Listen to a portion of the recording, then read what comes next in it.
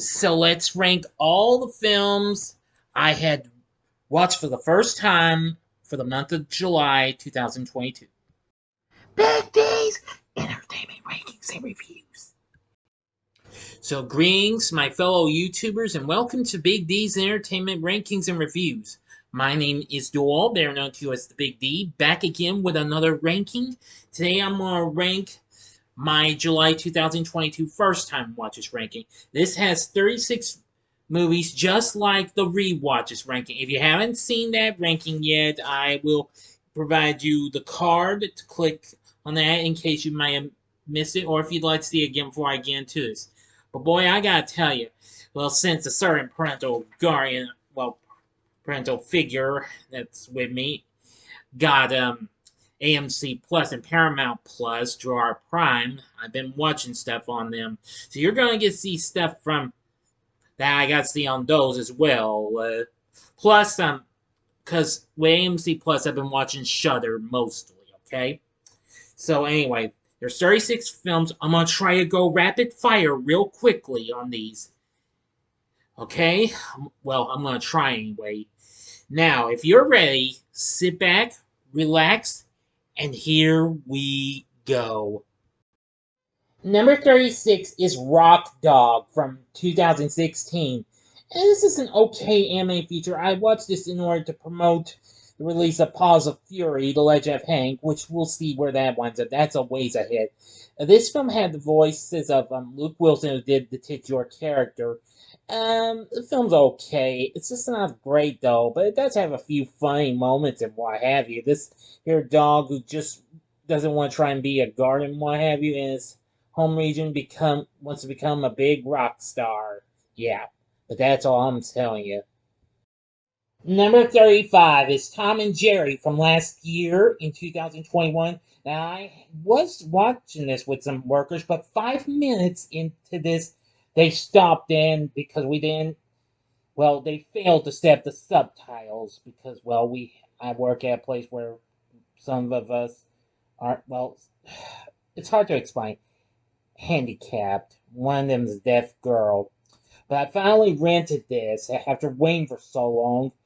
And the film's, it's funny and what have you. It's not really that great, but it's okay and all. I mean, I like Chloe Grace Moretz's performance in this. She was really good. It just was so outrageously funny in some parts, though. Number 35 is Chips from 2017, though I've only seen a little bit of the TV series, but anyway, this film's loosely based on that show. Dax Shepard and Michael Pena, who I also saw in Tom and Jerry, were pretty funny. This film didn't do too well at the box office though, but well, I kind of feel like it's got some fun action, what have you. Probably not one of the best buddy cop flicks though, but still, it's okay. Number 32 is no, not 32, 33. I'm sorry, I'm getting ahead of myself. Number 33 is Smoking Aces from 2007. This film also didn't do too well at the box office, though it has a pretty good cast that includes Jeremy Piven, Ryan Reynolds, and even R&B singer Alicia Keys in one of her first films. The film does have some pretty good action and suspense and what have you. It did put out a direct-to-video sequel, but I didn't watch it though.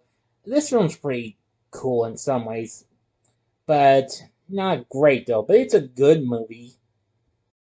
Number 32 for realsies is The Man from Toronto. This recent Netflix film is, well, it's fun in some ways. Not really that great though. It's not quite as good as The Hitman's Bodyguard though. It's from some of the guys who worked on that. Kevin Hart and Woody Harrelson are both pretty good though in this film.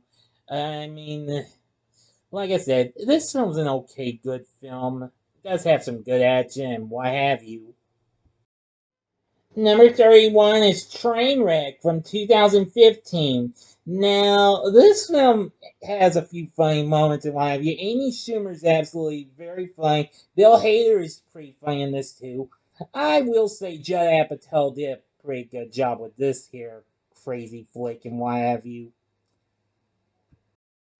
Number 30 is John Carpenter's In the Mouth of Madness from 1994. This was the third installment of Carpenter's Apocalypse trilogy. After watching The Thing, which you probably saw on the rewatches ranking, along with Prince of Darkness, which that's still ahead.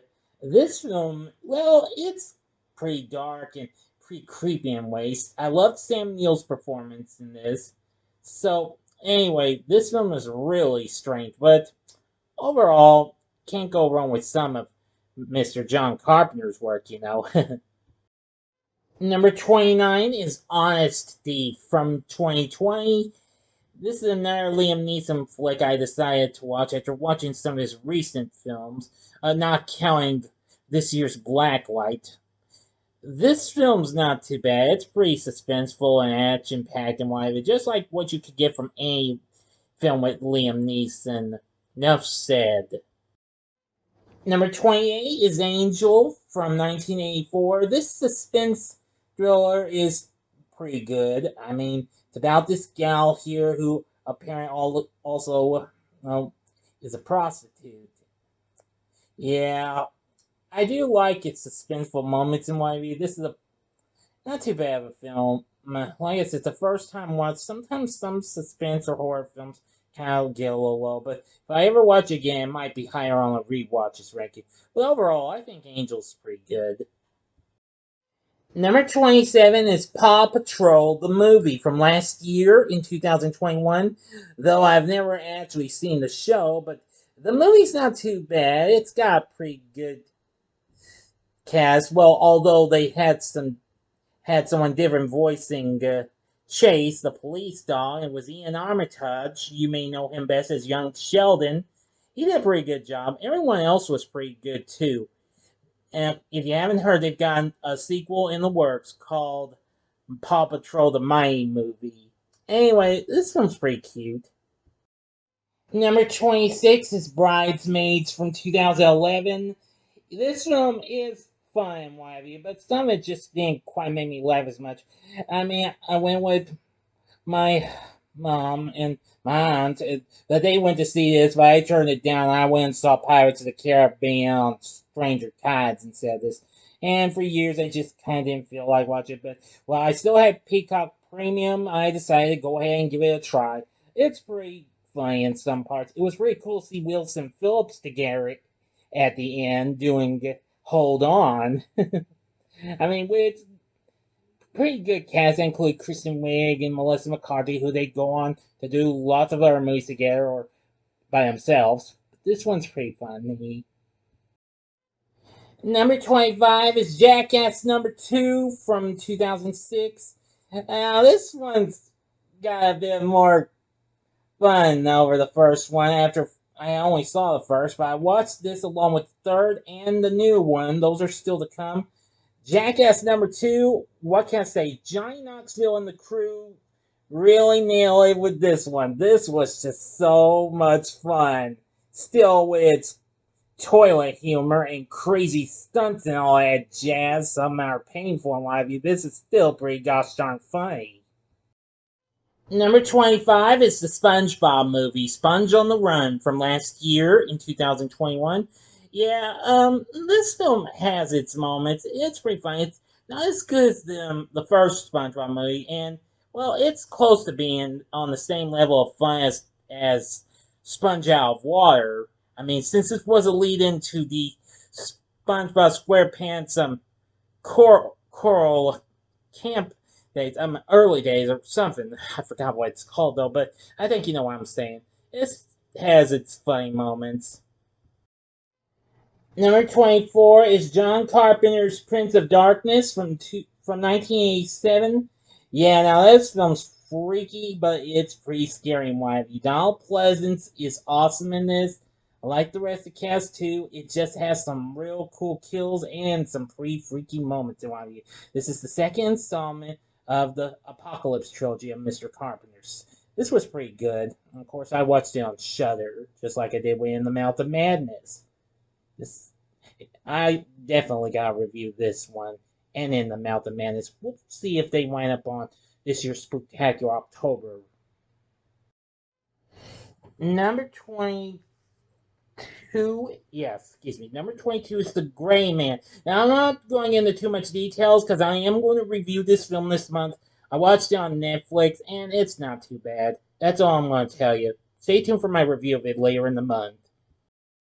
Number 21 is John Carpenter's They Live from 1988. And this film's pretty fun. It's got some good action and sci-fi feel to it. Roddy Piper, as in Roddy Piper, stars in this film. I gotta say, he was pretty good in this.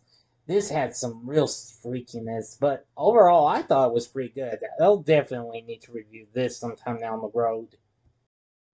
Number 20 is Horror Noir. I'm sorry if I mispronounced that word. A History of Black Horror from 2019. This is a Shudder original. I watched it because I was interested in seeing more of what blaxploitation horror movies were out there. Since Blackula and Sugar Hill are mentioned in this, so is Blackenstein. But I only watched it for those and see if there were any more. And there actually was. If I have to try and check some of those films in there out, I may look into them.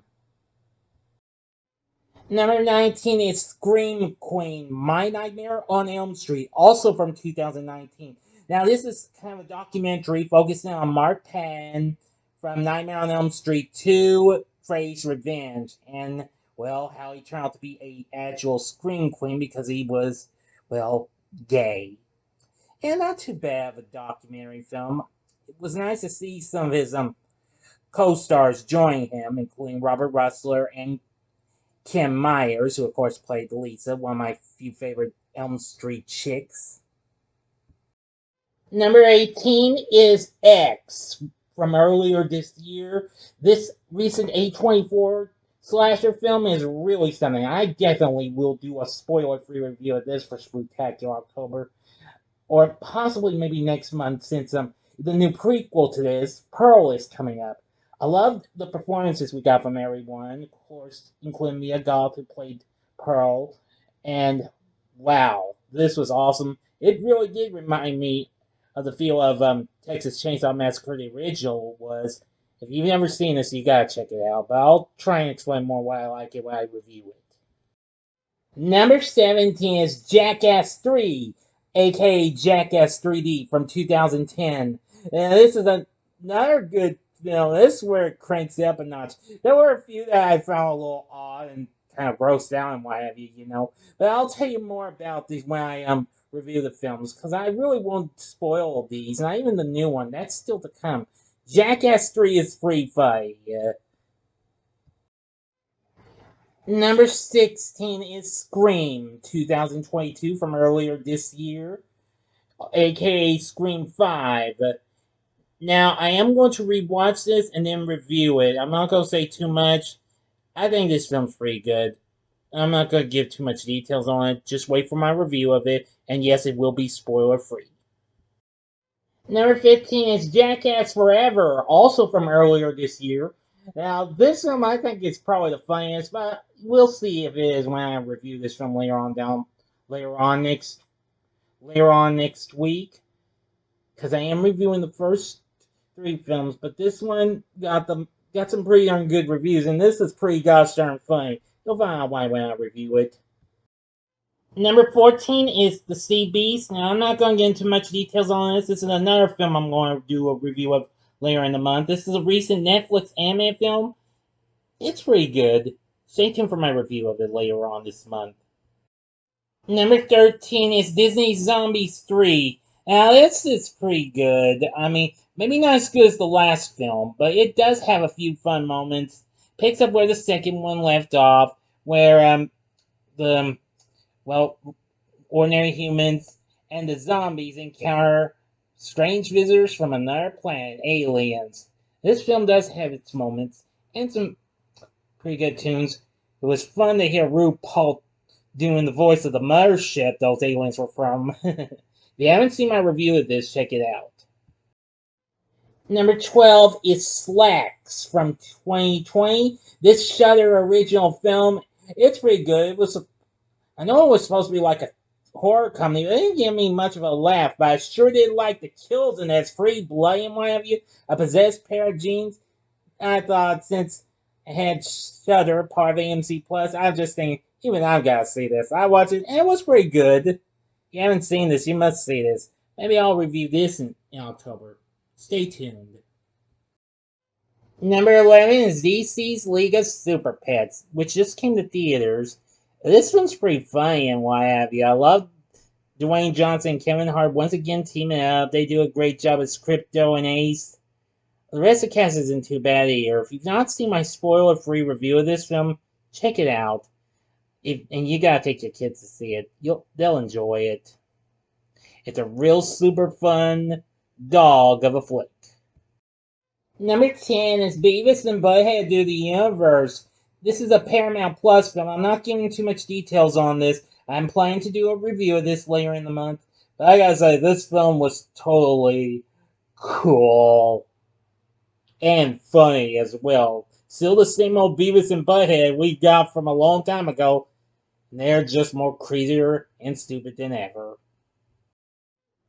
Number 9 is Everything Everywhere All at Once. Now, this one was really twisted, but fun and action-packed. I gotta love this. I gotta say, I love this film. This was a great multiverse film and what have you. Michelle Yeoh was really good in this. So was Ke Huy Quan. You may remember him, Short Round from Indiana Jones and the Temple of Doom, and Data from The Goonies. Yeah, this film's absolutely crazy. Jamie Lee Curtis is good in this. This film's overall pretty fun. If you've never seen this, check it out. And if you haven't seen my review of this, check it out. Number 8 is Dario Argento Presents Demons from 1985. Really good movie. This was really creepy, freaky, and awesome. I gotta say, now Argento produced the film, didn't direct it. But this film is so cool. I like the theater setting and the way these demons turn out to be really creepy. I definitely gotta review this one. Stay tuned and see if it'll wind up on Spectacular October. Number 7 is Revenge from 2017. Now, although it got released here in the US in 2018, this is also considered a Shudder original. And I gotta say, this film that was, I believe, done in France, was French, I believe. Yes, I gotta say, pretty bloody and pretty killer. This is a great revenge film. Never thought this would be as good as I thought it would be, but I know some of my horror fanatics have talked about this. But what can I say? The lead actress in this was awesome. She was really good. Those guys were pretty good too. If you haven't seen this, check it out. Number 6 is Easy Rider from 1969. Great film. Great performances from Pierre Fonda and Dennis Hopper, who happened to direct this film. I gotta say, this is a great buddy flick. And it's a real great way to check out some of the great scenes and what have you on the road with these two motorcycling dudes. I definitely gotta review this film someday.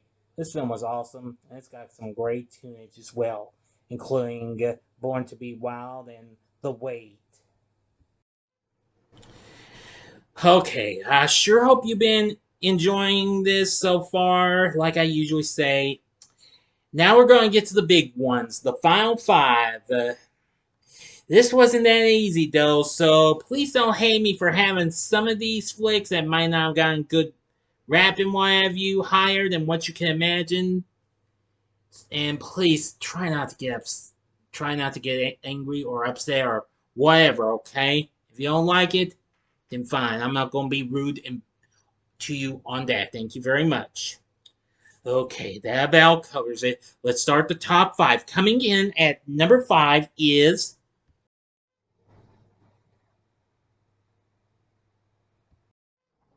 Never Sleep Again, The Elm Street Legacy from 2010. Great documentary film on the Nightmare on Elm Street franchise. I absolutely loved it. I loved seeing just about everybody we saw in all of those Nightmare movies. I know that this came out before that, well, remake. Be thankful they didn't talk about that because I think this came out before that. But anyway, they got to talk to everyone. Hare Langenkamp did a great job with her narration, what have you. We got to see all those great actors and actresses and what have you. Although it's a shame they didn't include some that we like Patricia Arquette, Lawrence Fishburne. Um, uh, well, that's kind of hard to explain. But we did get to hear from others. Well, yeah, Johnny Depp. We never heard from him. We got to hear from others. Amanda Weiss. Sorry. Um, Sue Garcia. Oh, that was Nick Corey to you in the original Nightmare. Um, let's see. Robert Englund, of course. Got to hear from Mark Pang, Kim Myers, Robert Russler, Ken Sagos, Ira Hayden, Jennifer Rubin, Penelope Sundro, uh, Rodney Eastman. Let's see, Lisa Wilcox, Danny Hansel. Oh, the list goes on. What can I say? I really, really did love this movie. This was definitely a great documentary. You gotta check this out if you haven't. Enough said. Now, coming in at number 4 is Paws of Fury, The Legend of Hank. This recent animated film is pretty funny and what have you. I'm sorry, it's a shame it didn't do so well, but still, it provided a good voice acting cast. That includes Samuel L. Jackson and Michael Cera, Ricky Gervais, Mel Brooks, George Takei, and others. Of course, it's a loose adaptation of Blazing Saddles if you watch it and what have you. This film is just absolutely funny. It has its moments, and if you do watch it and you have seen Blazing Saddles, then you'll probably feel right at home with seeing this one. This is outrageously funny. If you weren't quick enough to see it in theaters, if it's already vanished, well, just wait for it to come to digital or physical media. That's all I can tell you. But it does have some crazy moments, especially in the final confrontation. Definitely. All right. Now, coming in at number 3 is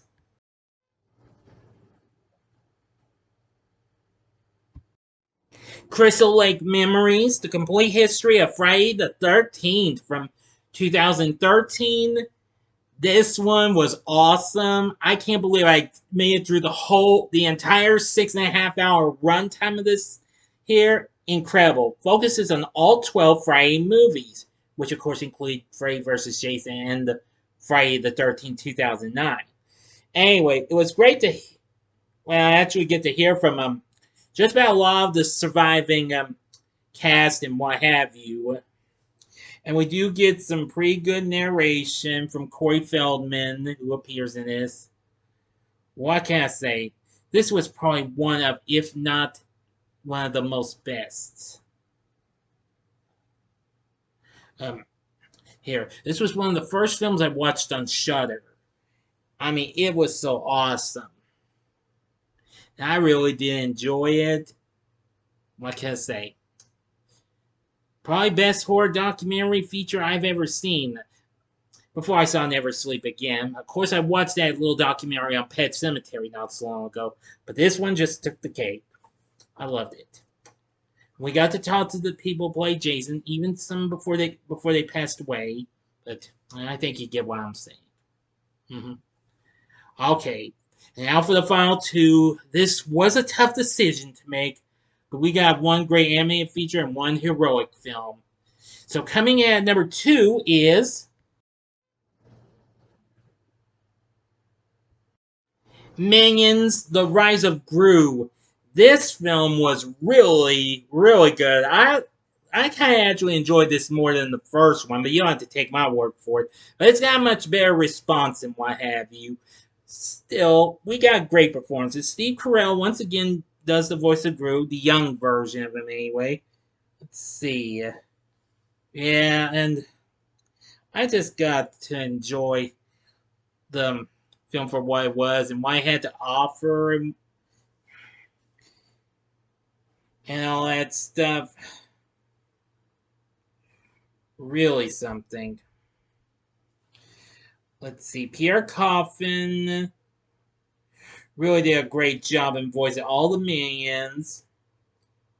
Out, the Vicious Six was a great group here, and I really liked them as well. Really, something, especially when they came those crazy animals later on.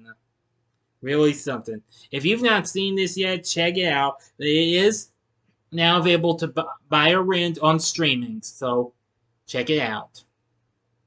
Or just wait until it comes to physical media, or if you don't, then wait for it to come to Netflix. Okay? Since they've still got the rights to Illumination Entertainment. Alright, that about covers that. And finally, my number one first time watch of July 2022. This is going to be probably cause some controversy. That film is none other than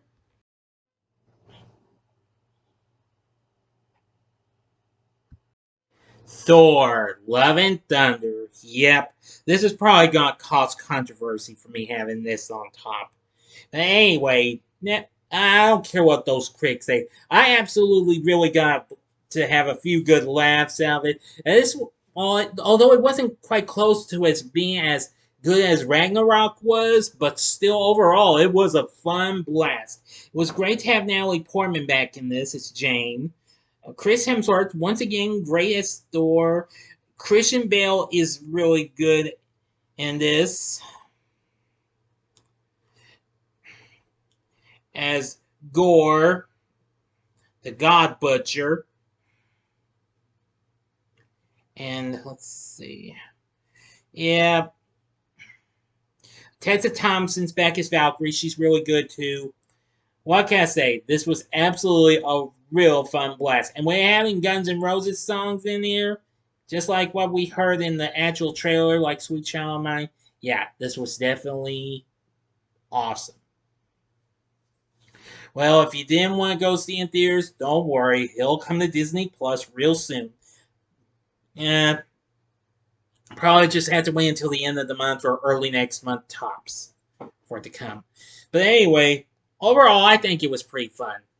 All right, now you know what my top first time watches of my top film of 2022, well, July 2022 is. So now you know what the first time watches are. What did you watch for the first time last month? You can let me know what your top favorite was, or you can tell me your top 5 in the comments section below. If you like this video, click the like button, subscribe to my channel, and be a part of the Big D Nation. Join me next time when I bring to you a review of Jackass the Movie. So thanks for watching, and if you like this, consider checking out my reviews of these other films.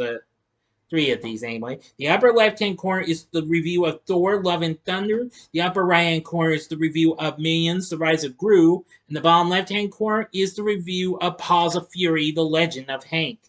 And the bottom right-hand corner is the button you can click to subscribe. If you like rankings and reviews on movies, TV, music, video games, etc., then I'm your guy. Thanks for watching. Until next time, I'm the Big D saying, see ya.